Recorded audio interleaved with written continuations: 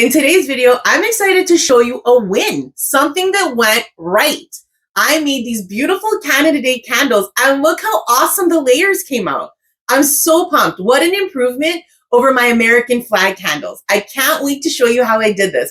And look at the cute little maple leaves on top. Come on. Grab all your stuff and let's get crafty. This is Mary. Welcome to the IHC craft room. For materials, we'll begin with some Freedom Soy Wax, Stabilo 20 Wicks, some Wick Stickums, two 9-ounce Lux jars that are clear, as you can see, two 30 ml maple syrup fragrance oils, because hello, what's more Canadian than maple syrup? And red liquid candle dye. For tools, we'll begin with some parchment paper, paper towel, a kitchen scale, two large glass measuring cups, a 5-ounce glass measuring cup, a temperature gun, a heat gun, wick centering tools, a wick trimming tool, two wood sticks, a pot holder, a marker, and some maple leaf silicone molds, and finally our friends, the rubber gloves.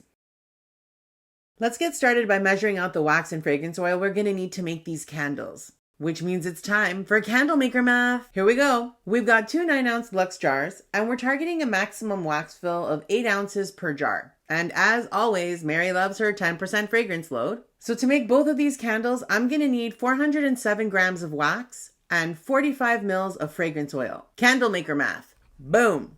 Okay, so let's go with this wax. 407 grams of wax on the nose. Nice. Next, we're going to measure out our fragrance oil. Hi, hello, I'm Mary, and I'm a spaz. I am extremely talented at spilling things. Therefore, I'm wearing gloves, and I'm covered my scale with some parchment paper and paper towels. Do you want to skip that part? Go right ahead. I personally don't want to smell like maple syrup for the next 3 days because I would end up eating my body weight in pancakes.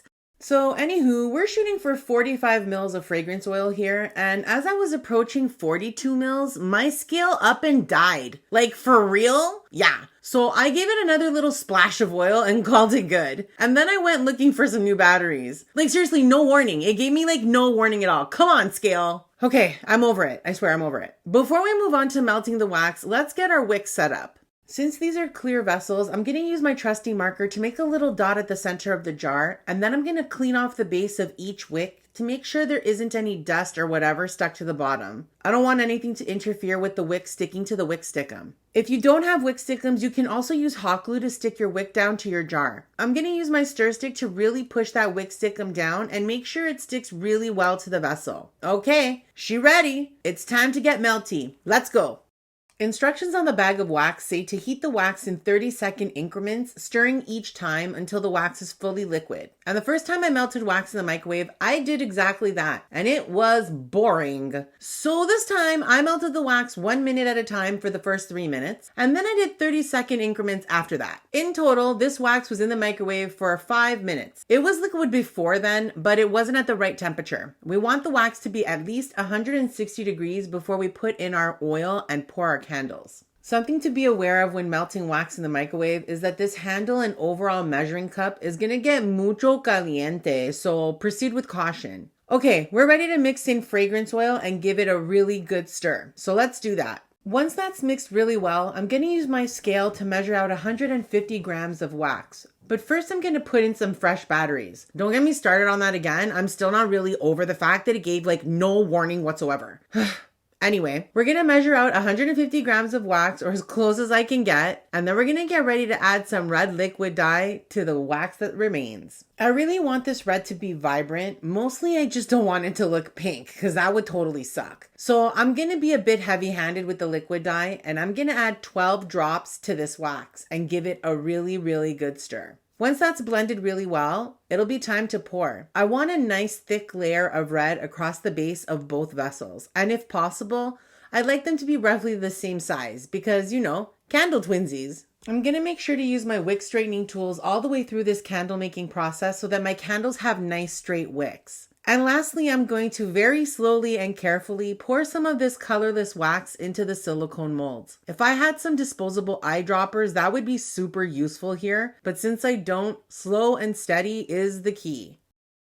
Lickety split, 48 hours has passed. And the first thing I'm going to do is carefully remove these leaves from the molds. Now the thing is, I really should have used a completely different type of wax for these. Something for pillars, I think. I'll have to research that one of these days. Anyway, for the time being, this wax will work just fine, and a few of them did survive. Now, I'm gonna melt that white wax in the microwave and get ready to pour the next layer in our Canadian flag candle. So far, I've been dutifully applying the lessons I learned from my American flag Memorial Day candle and all the things that went wrong there. It's been going very well here, so high five, Mary from the past. Way to teach me some lessons. I've waited 48 hours to pour the second layer, and equally as importantly, I am very patiently waiting for the wax to cool down to a more reasonable temperature before I pour. I'm actually gonna wait until it gets all the way down to 140 degrees. Actually, it ended up being about 139 degrees before I poured a nice thick white layer of wax into both vessels. And with the leftover white wax, I'm going to super slowly pour some more wax into our molds to get a few more leaves. Let's fast forward yet another 48 hours, and it's finally time to pour the last red layer of our candles. While the wax cools down to a better temperature, I'm going to carefully demold these cute little leaves.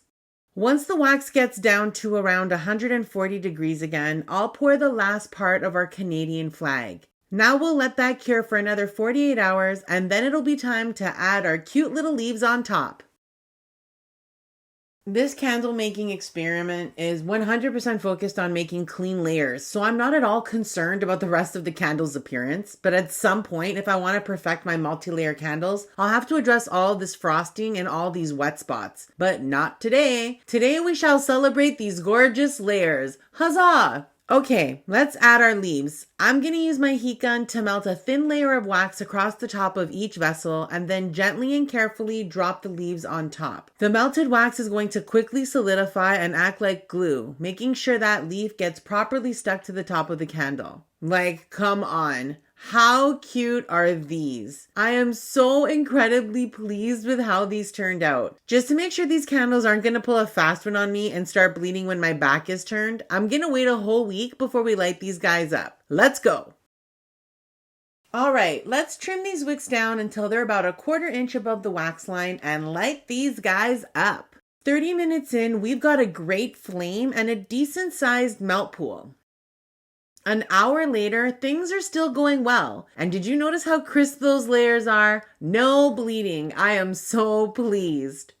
2.5 hours in, and I'm pretty confident that although these candles are definitely a win from the color layer perspective, and also from a cold and hot throw perspective, it just doesn't look like this wax, wick, fragrance oil, and liquid dye equation is gonna equal a full melt pool. I don't think I'm gonna make it to the vessel walls, guys. And at the 3-hour mark, yeah, it's guaranteed. We're not making it to the vessel walls. What a bummer. These candles have been a real win, but they're also the first set of candles where my melt pool hasn't made it to the vessel walls. Are you an experienced candle maker? I'd love to hear from you in the comments about why you think this happened. Overall, I'm super pumped with how this all played out, full melt pool or not. Thank you for joining me on this maple syrup scented, red and white striped, maple leaf topped candle making experiment. Whew, that was a mouthful. I hope you had as much fun as I did. Let me know in the comments and don't forget to subscribe so that we can continue to get crafty together. Toodaloo!